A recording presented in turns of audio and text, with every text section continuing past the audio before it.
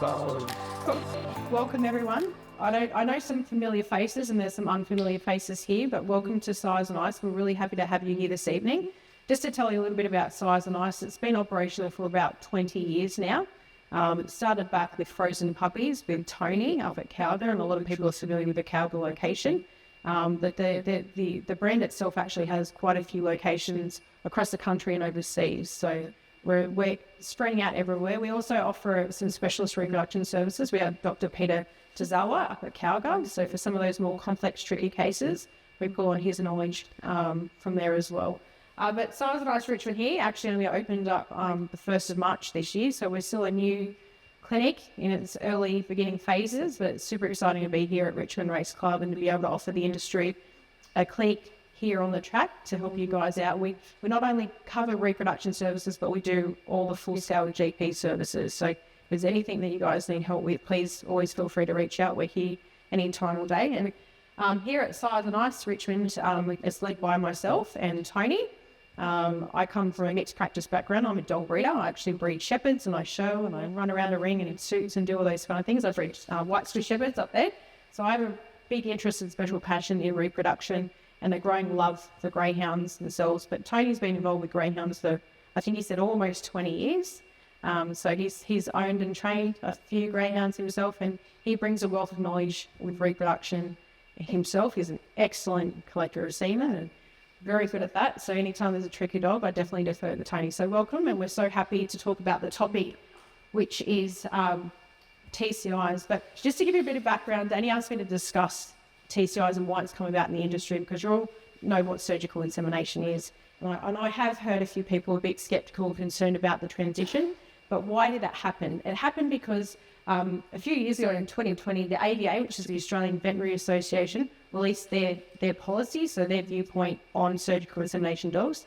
And they've pretty much, their position on that was that we should be transitioning to TCI. And I'll discuss why in a few slides. And because of that, in about 2024, the Greyhounds Australasia Board came together and considered that policy. They consulted with some reproduction specialist vets, as well as some controlling bodies, and came up with a transition plan for the industry to shift over the space of a few years up until the 1st of January towards the TCI and TCI alone. Okay, so there's just a bit of a background. And the reason that they came up with that transition plan was to give the opportunity for vets, such as myself, who are servicing the industry, time to upskill and learn TCI, because TCI is not as straightforward as a surgical, and I'll explain that why further, but also to provide time for Greyhounds Australasia to work with vets to come up with a set of guidelines to kind of guide the vets themselves onto how do we do TCI and get the same successful outcomes that we've had with surgical insemination.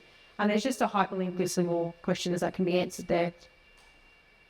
So these guidelines were actually presented to vets in the industry a few months ago, one evening, and these were developed in conjunction with the Australian Greyhound Working and Sporting Dog Veterinarians, and that's a mouthful, but it's a special interest group, so it's a subgroup of the ABA, and the Australian Reproduction Vets Special Interest Group.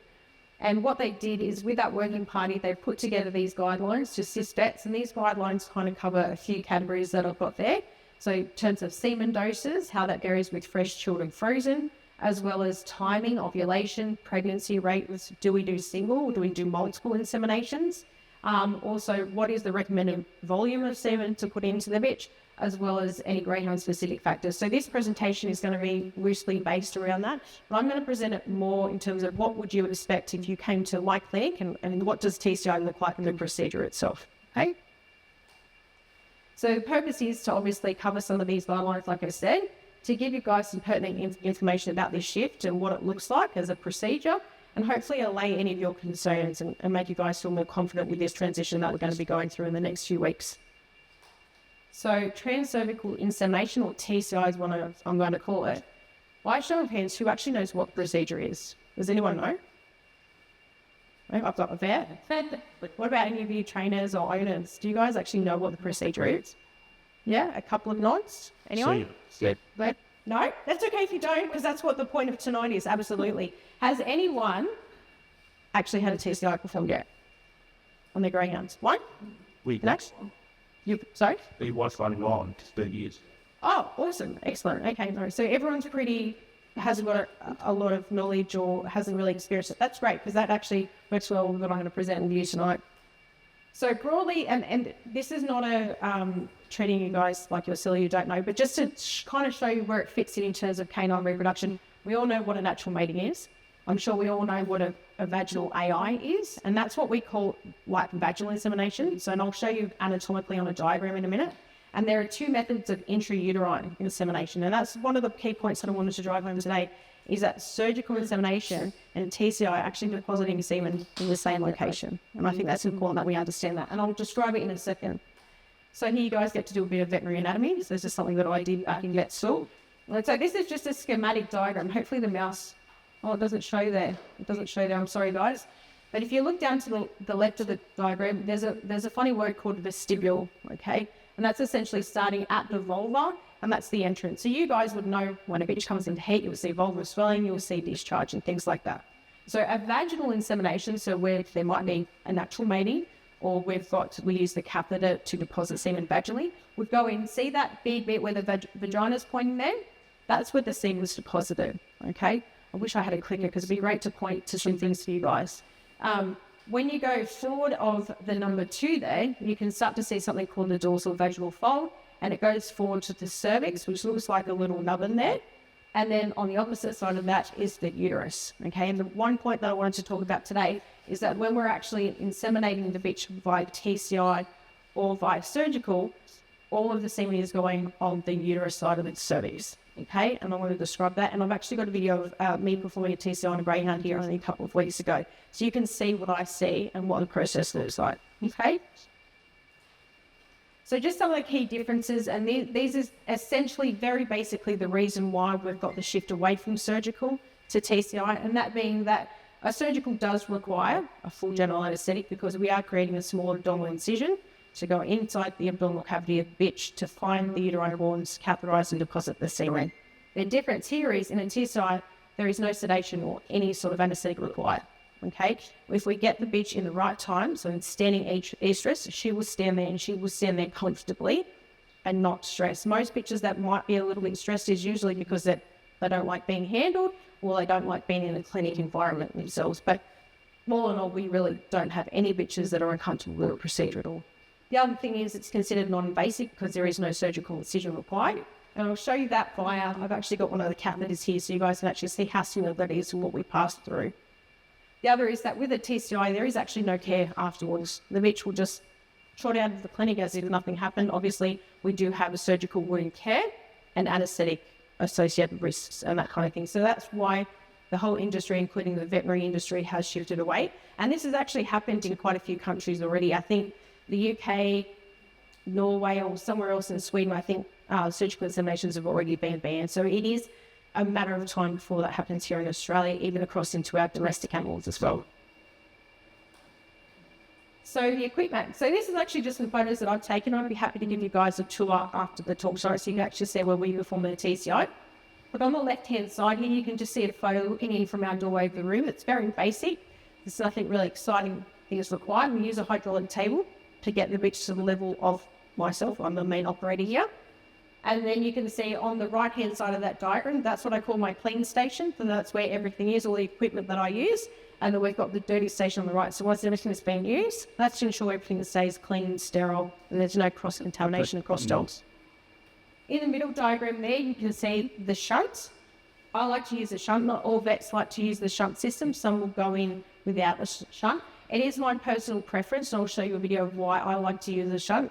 It helps guide the actual scope in well, but with the inflation of the cuff that you can see there, it stimulates the bulbous gland of the dog. So I find it helps with the contractions of the vagina to have that semen move forward through. Okay, so it's like a normal biological function there. Other things you can see on the right diagram is that's actually the scope, that's at the top there. We attach a camera and we attach a light source as well. And that light source helps illuminate, and you'll see this in a video I've got coming forward. And just some other little gadgets and things that we use. But again, I'll be happy to show you guys. So the procedure itself only needs one vet and one nurse. It's very easy, and I'll show you this video in a second. Hopefully it does play. Positioning of the girl is super important, ensuring that she's straight. And there's pretty much three steps to this process. First is the shunt, and I'll show you the video of when I introduce the shunt. The TCI is actually itself and then the semen thaw, but we won't be discussing the thawing process as part of this presentation. Let's see if this will play. Oh, fantastic. So you can already see with the flagging of the bitch that she's in estrus. I just had my nurse who is wearing gloves. Hold that there for me. And this is where I inflate that cuff. And if you just watch that subtle change in this bitch, when I've inflated that cuff to a point, just see that subtle change there. And that's how I know as the operator that I've inflated it enough that she can feel it. And 9 times out of 10, you'll actually find the girl almost straighten up, as if she's been mated. Okay? Let's move on to the next slide. Hey, it's going to play it again. And this is a video here. This is actually the Greyhound that I was talking about. That's my lovely nurse, Ali, there in the background. And hopefully you guys will be able to see the video. And this is just drawing you through to, just remember that diagram I showed you before, the reproductive anatomy of the bitch. So what you'll see here, and we'll just get that started. I'm just going to start and talk. So this is me going through the shunt. So you don't see too much. And then can you see where it gets bright right there? Oh, sorry. I'll have to pause it a different way. So this is just coming to the end of the shunt here. Okay. And at this point, I actually have a little hand pump and I start to cause the sufflation. So I just introduce some air, just enough for me to allow to see the actual tunnel, which is where we're getting into the vagina there, to mark to find the anatomical location. So we call it the dorsal fold. And that's the start of where I track down to find the cervix. So I know it might be a bit rocky here. So can you see at the top there, that bulbous bit of flesh hanging down? That's the dorsal fold. And I track that and I follow that until I get to that point there. Can you see that bulb just there? That's just hanging down there. That's actually the cervix. So that's the first landmark that I'm looking for to know that I'm in the right location. And then what I'm trying to look is if you see that image that I've got there on the right, that's the actual cervix. So it's quite small, and I'll let you guys pass this around and you'll see that it's so small, and this is the catheter that we actually pass through the scope. So I'm going to keep playing it so you can see it, and I can rewind if you guys want to keep looking. Right.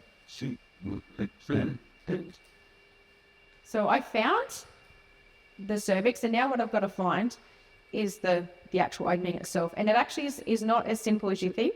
It actually sits often what we call, it faces down ventrally. So imagine trying to move a firm rod round corners.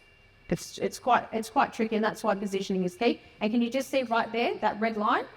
That's it, we found it. And my nurse hasn't really got a good view, but in a second, and you can see that passing beautifully through there now. Mm-hmm. It's quite interesting, isn't it? And we know we've successfully catheterized that bitch. And so if you remember, we go back to that anatomy diagram that I had before, we've introduced that catheter through the cervix, and it will go through to the uterus, and you've got uterine horns, and we're depositing that semen. So we are placing it exactly where the semen is to the surgical. And you can, that bitch is standing there. You can see her in that. She's not phased. She's not under any duress or stress or anything like that. Okay? Does that make sense? Okay? So timing. So one of the key things that they've covered in the guidelines, and I want to stress to you guys, the timing doesn't change. From surgical to TCI, the timing is the same. Okay, there's no changes in how we'll guide you guys with inseminating your bitch. I've just taken a snippet out of the guidelines there. So essentially with fresh, ballpark, and obviously there are variations across the bitch. Usually we're inseminating fresh semen about 4 to 5 days post that LH surge. Does everyone know what the LH surge is? No, that's a luteinizing hormone, and that's one of the hormones. We have a surge prior to ovulation, roughly about 2 days prior to ovulation. Okay, so it's one of the markers. I can see someone nodding their head. So it's one of the things that we like to do, and that's often why we ask you to come in roughly about day 5 to 7 after noticing your bitch spotting, because we want to start to track these things, and this is how we get accuracy with timing our insemination. Okay. So that's the one message I wanted to stress to you guys. There's no changes in that way, okay? We like to perform serial progesterone testing, and often it's roughly, I think, about 3 to 4 progesterone tests we do for each fish, roughly, as part of that service. We use vaginal cytology. So you guys know what vaginal cytology is. We'll take a smear, so a long cotton tip. We'll take a smear and we'll look at the cells on that smear. And those cells are what we call epithelium, and they're part of the lining of the vagina, and the actual cell structure changes through the estrous cycle. And we use that as part of the picture of when to time that. One of the added bonuses of TCI is the changes that actually happen to the naked eye. So you've got a picture there, and this is a picture that shows a crenulation or a cobblestone appearance. And when I see that appearance with a TCI scope, that's another tick. I've ticked that box for another positive indicator that we're getting our timing right. So we use all of these things. So TCI is actually giving us an added bonus. As a vet, it's helping me go, yes, our timing looks good. Yeah. And roughly ballpark, all the literature and all what the specialist is saying is roughly we're inseminating about 48 to 96 hours post-ovulation. But again, that's all ballpark figures, and that will vary again based on the type of semen. Are we using frozen semen, which doesn't have as long a shelf life as your fresh or chilled semen? Okay. Now, this is another question in terms of TCI. Do we do a single insemination or do we do multiple? There's some conflicting information when you read the literature, and there are some different preferences depending on what clinic you go to. If I refer purely to the guidelines that have been put out in terms of the Greyhounds with the special interest groups and the GA, they're recommending, if you timed it right, 1 single TCI is appropriate. Okay, but there are some factors that we do need to consider as part of that, and that depends on the quality of the semen. Is the semen really poor? So we want to improve that outcome. We might want to put it in multiple times, okay? Because robust semen, even if your timing is right, doesn't last as long, it might reduce the outcome, okay? Pregnancy rates. This is another interesting thing. I did a bit of a literature search myself. Pregnancy rates, there is not a huge variation between surgical and TCI. And there was a really great study that was done in the US with greyhounds, and it was only greyhounds, where they looked at pregnancy rates and whelping rates of TCI against surgical, and they still had a really positive outcome. Pregnancy, almost 90% of bitches got pregnant, and of that 2 whelp, we had 87.5%, which is still a pretty good strike rate. So it's another thing. Pardon? It was pre-family? No, that was frozen door. Right. Yeah. What's acceptable post-door motility? That's variable, isn't it, Tony?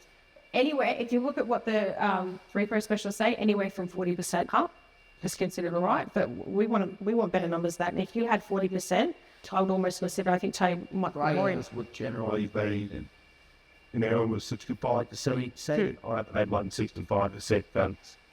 Yeah. Okay. Have you had less than that or more? You've had less. It's 54 litres.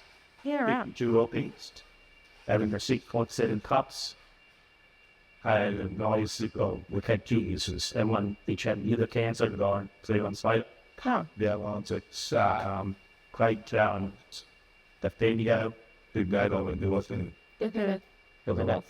Yeah.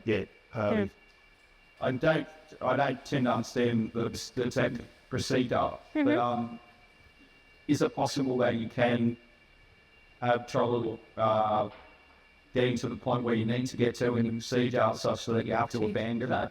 And at what point is the semen for? Could it be that you have to abandon the procedure and the semen is span forward and I love that last question. I'll answer that. I don't feel the semen until I've catheterized it, especially when it comes to frozen semen. I want the confidence to know that I am where I am, especially when I'm doing a single timed one insemination. So if the picture's anatomically incorrect or monotomic, and you can't do the TCI, will you not be allowed to do it? From the information that I've been provided, I can only perform a TCI going forward from January 1st. And that's a GA, so I'm not. Yeah, absolutely. And that is a good question, a very good question. Speaking from Greyhound, they're the anatomically perfect dog. I haven't had one yet. Has Dr. Kasbarian had one? Yes? One? Yeah. He's had probably 3 in 8 years. There you go. And he definitely been able to. Yeah.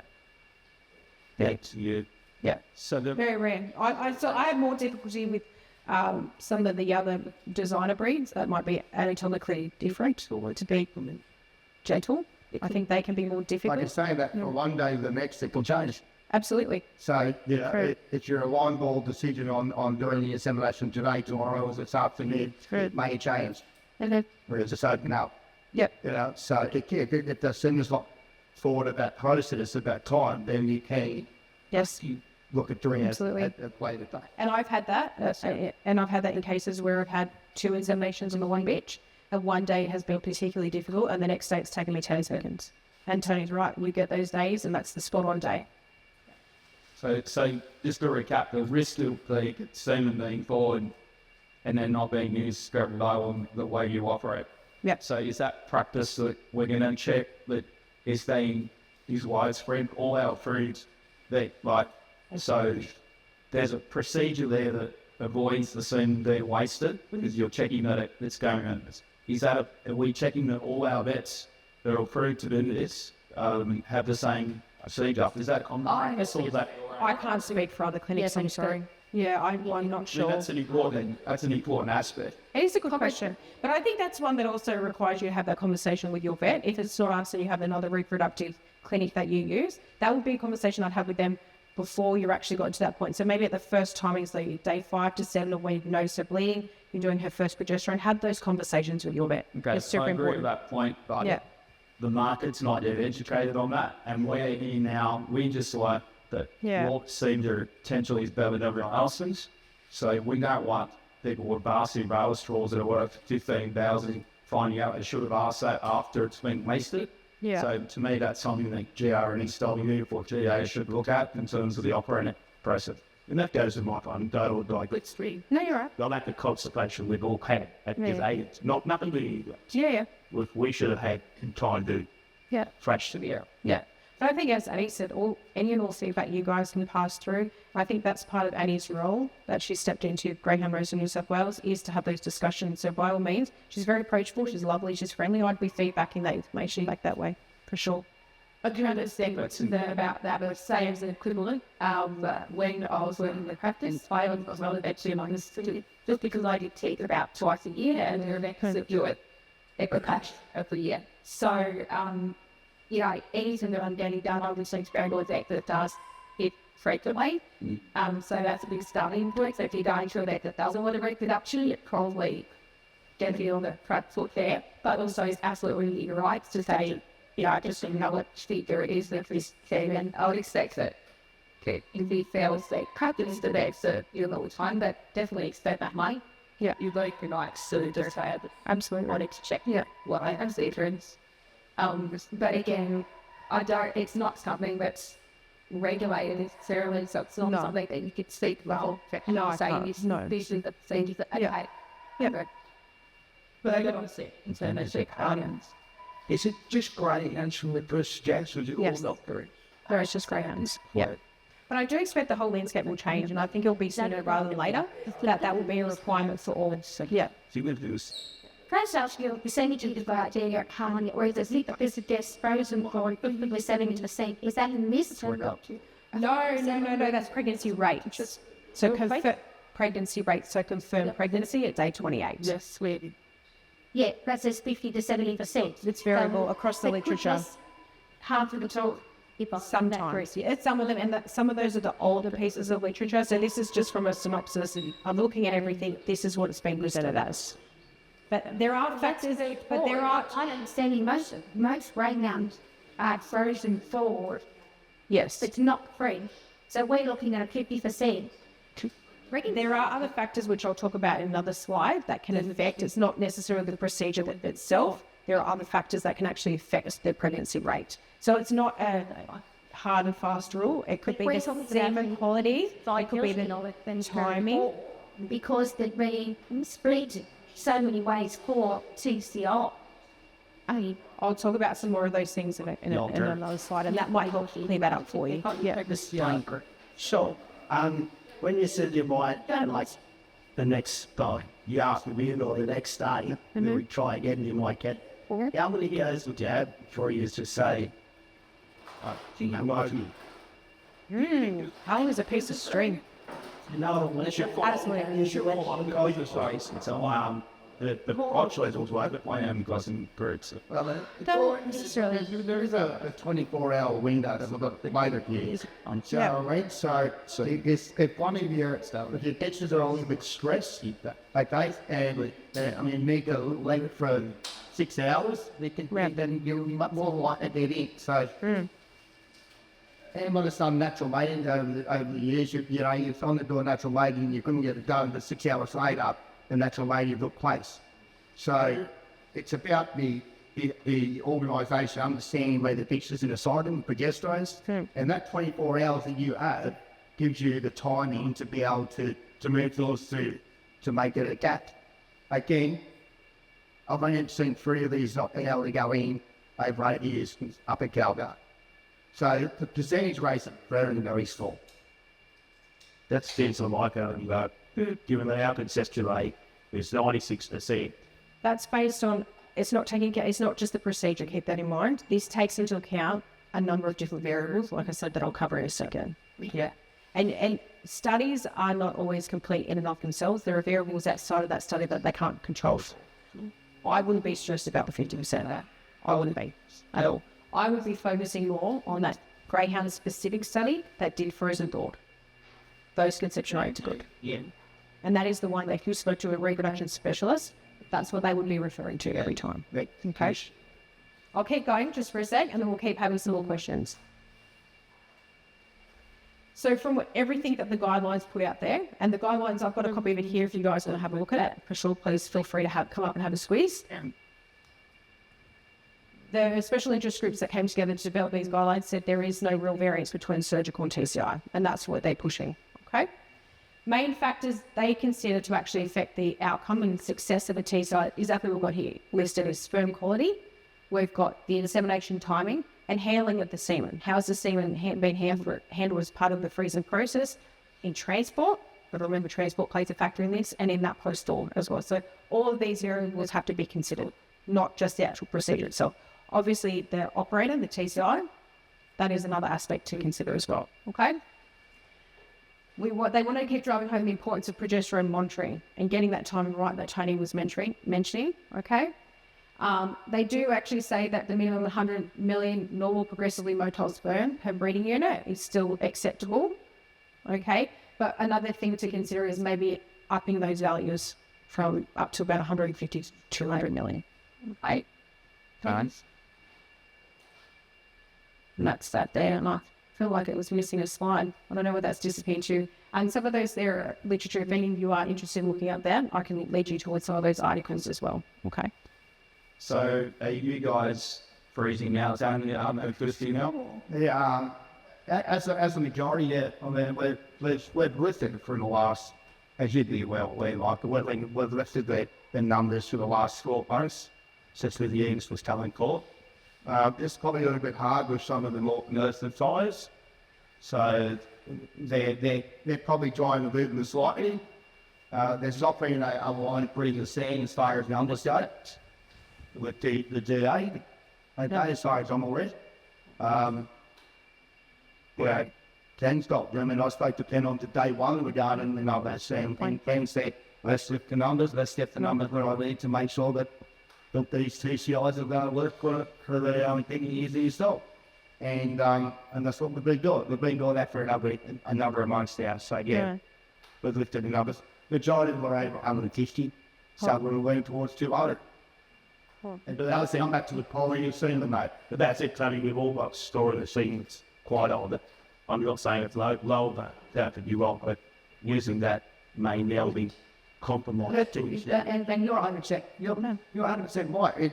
It's still come down to picking the facilities that have got good strike rates. Okay, that's what you're going to want to be doing. You're going to have to do a little bit of looking around, making sure that the numbers are that they're getting out closer to the mark where the surgeons are, because there is a bit of a difference between doing a surgical implant and doing the TCI, where it's the TCI if the person is doing it, and the way of the research and a number of other facilities that have been doing them for a period of time, they're going to find it easier to find that cervix. You know, if you use a clinic that's just coming online, that can may take you into more time, you know.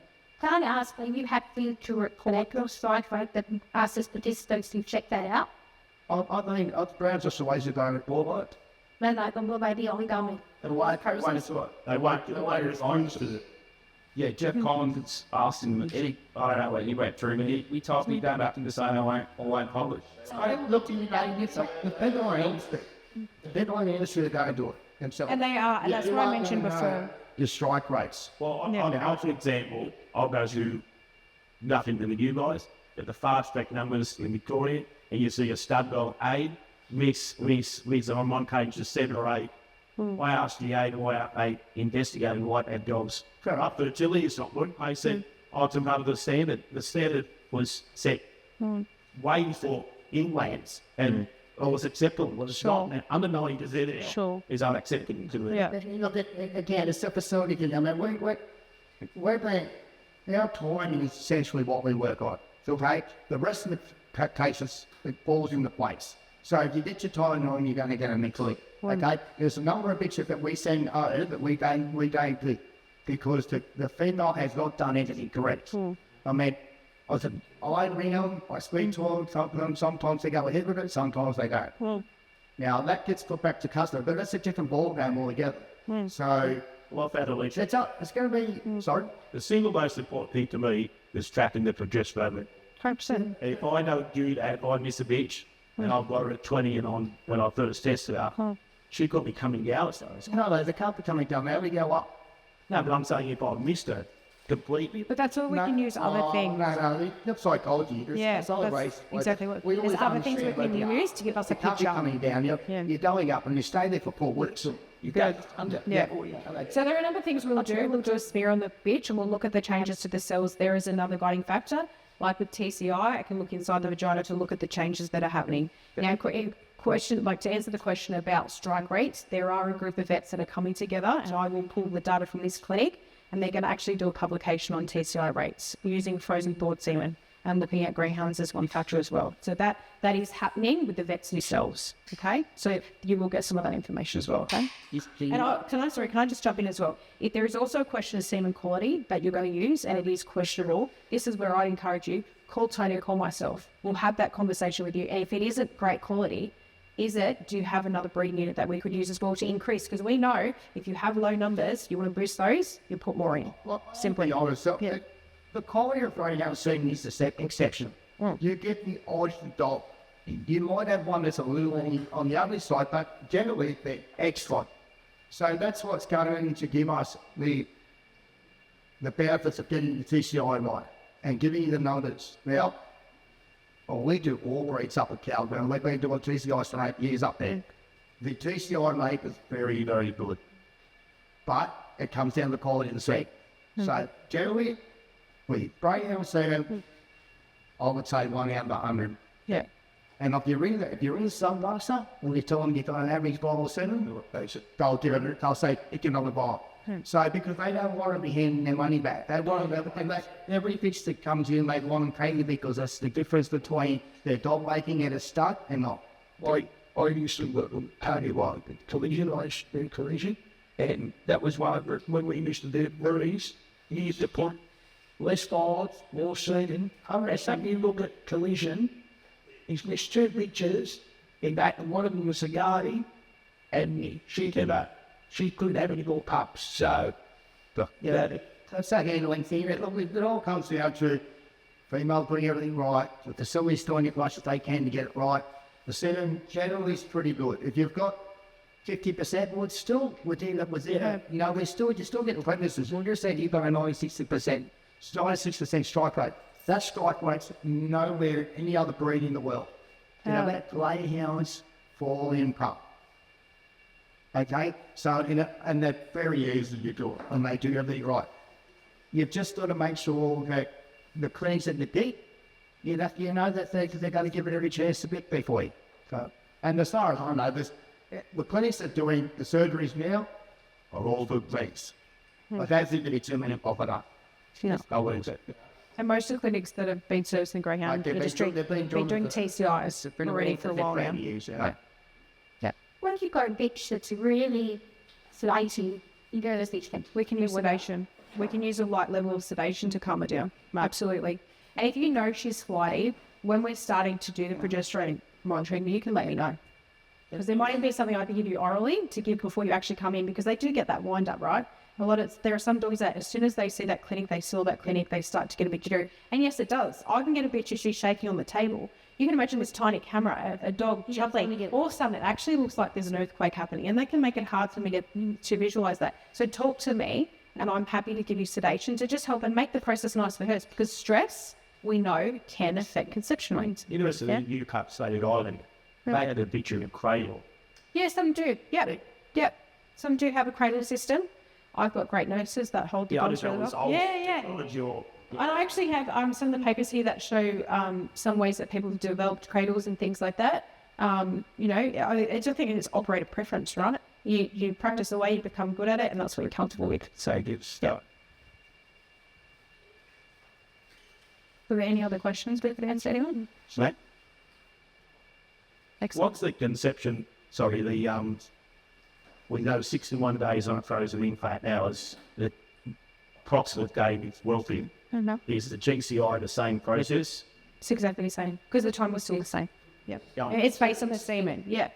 There should be multiple maintenance. Sure. Yeah. Might change. I mean, if you have got the 150s, and it's going to be able to be able to hold it. You know, they can go in, put half in one way and half the next. If the bitch is doing it, and they do it. If the bitch was a little bit grey, a little bit of a bumpy sort of rudder, it's the matings coming in, first time out, sometimes you may need to split it and go in one day, go in next. Completely off topic, listen. If I've got an older bitch who's going out to the evergreen lifetime, I wanted to try something new. And people put 3 different units in from different sizes. And then I have in my domestic pedigree dogs. I don't know if that's DNA and that. I'm not sure what the GA, but I'm not sure whether they make you get an approval for it prior to the moment.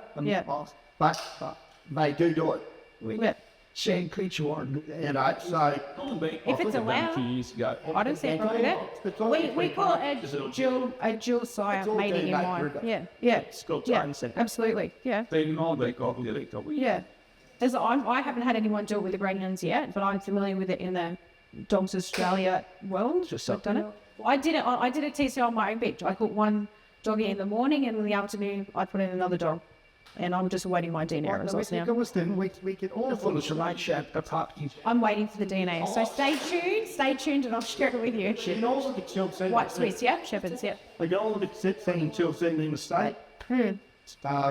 I must forget about it. You know, it's in children, I in a state within 24 hours. Yeah. And the children will last anywhere between 48 hours and 8 days. So it depends on quite soon. But you could be going and getting into 7 times, say, an hour or something like that, and having it chilled and having it sent on 3 o'clock one afternoon to pick up from the airport the next morning. It's in the beach by 2 o'clock.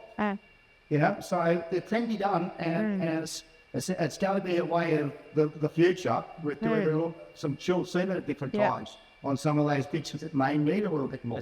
Yep. The stud bastards will do it. And it's sort of difficult. We actually did a French bulldog the other day, and the semen came from Tasmania. And you'd think that would be the hardest place, and that came overnight, didn't it? Overnight. Yeah, absolutely. And this is a discussion Tony and I had. I said, I wonder if we're going to actually see the advent of more chilled semen with the Greyhounds coming across now. I mean, you're sure to change slam 20s. You threw it twice out down and head to the pub, so Go Sting!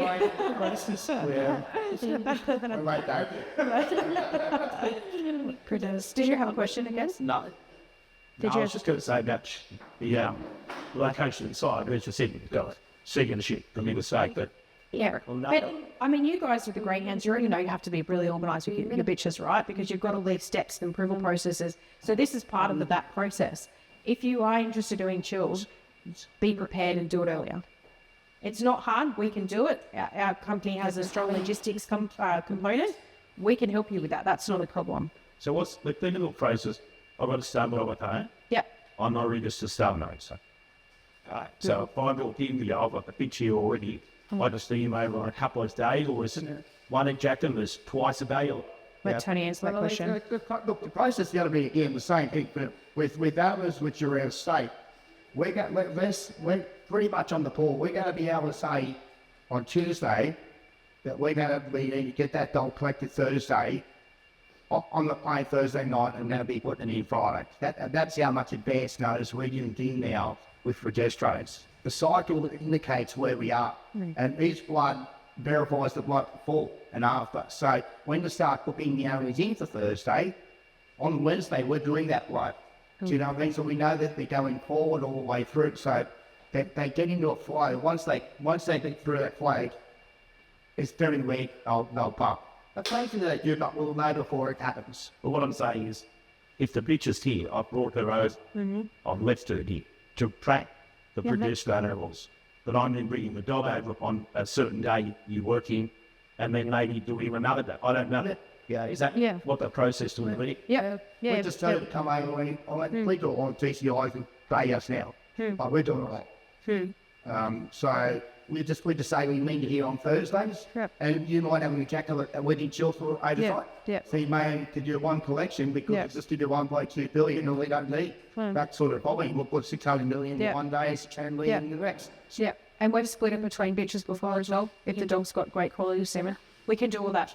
Good. Yeah, easy. So it's a lot of communication. Yeah, element. and being prepared. I think that's another important point. Yeah. Let's look at that. Any other questions? Is that it? Oh, sure. Yep. Not sure. Where did we see the market for the TCI costs versus surgical? About the same. It's about the same. Yeah. Yeah. I can't speak for other clinics, but for us, it's about the same. Yeah. Obviously, the only variation in that would be if you wanted to do multiple inseminations. Obviously, it's multiple days. You have a vet and a nurse, but that's the only variance that you get. Any more on testing for a dog or a bitch? More on testosterone to make sure to Generally, no, we haven't. No. It depends on the bitch, though. That's the other variable. Is the bitch doing the right thing? If she's tracking the way that we expect, then no.